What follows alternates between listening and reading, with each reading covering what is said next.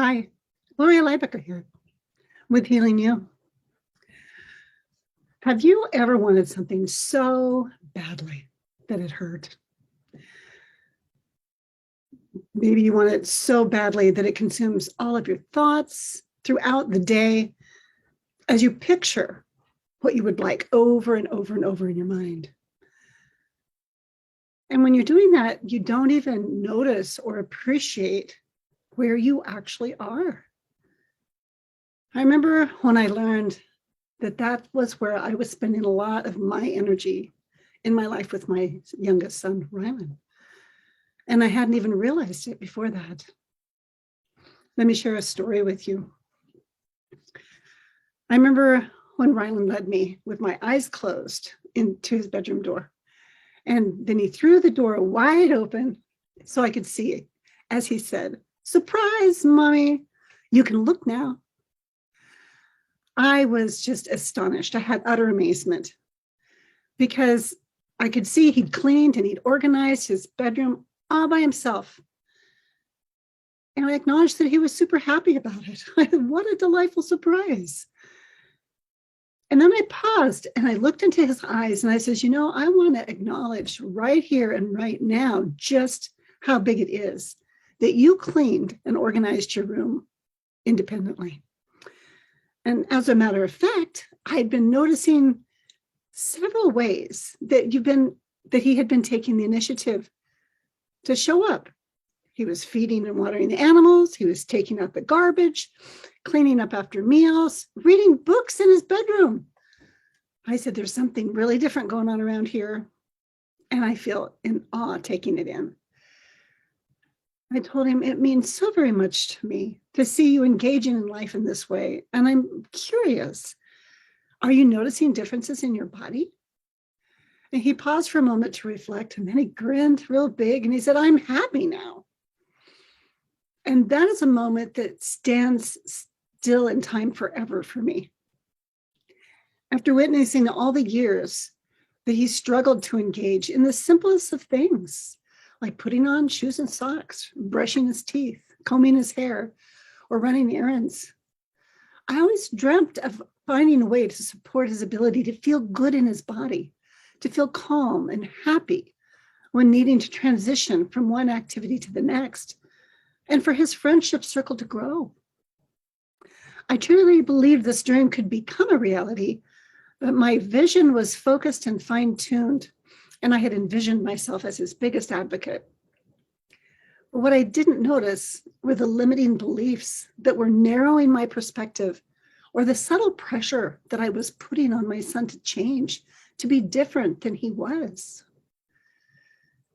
I was helped in beginning to understand this after we had moved to the Spokane area and we had more resources and support for our family, especially for Rylan. I remember feeling thrilled meeting new contacts and agencies that really got it. They got what it was like to have lived in isolation from a sense of community. And the experience of being out in the world brought me other new realizations. I remember the first time I took Rylan to what I hoped would be our new spiritual family. And unconsciously, I was just bubbling over inside with expectations of coming home and belonging. And as the service began and music started to be played by a band out in the front, Rylan and I stood up with everyone else to sing. And then suddenly he jerked away from my side and sat down abruptly, and he hunched down with his head on his lap, and he put his hands over his ears. He was trembling in sensory overload. I moved over to hold him, and I could feel my heart sink, and I could hear my own despairing thoughts. I just want to belong to a warm, caring community. It's just not going to work, no matter where we go. And as I sat consciously holding myself with care, giving myself some empathy and resonant support for my disappointment, and tapped into my body's sensations, the next moment was like a kaleidoscope of stored images of my son passing through my awareness. And as time stood still for me, I saw my son's heart. experiencing life right where he was, in the moment, in sensory overload, needing support and to know that he matters in the world. And this heart of mine had expanded to a new depth of love, where possibility flowers, and I was able to see and to hear and feel things from a new and more expansive perspective. I saw the courage it takes, being willing to show up in the world as vulnerable as you truly are, with no pretense, no illusions, or hidden agendas. What my son modeled for me on that day has inspired my continued journey to find the courage within myself, to welcome my own habits of wanting to seek control or approval, security or survival, of wanting to seek a sense of separation from not only others, but from myself, and then not make these habits wrong.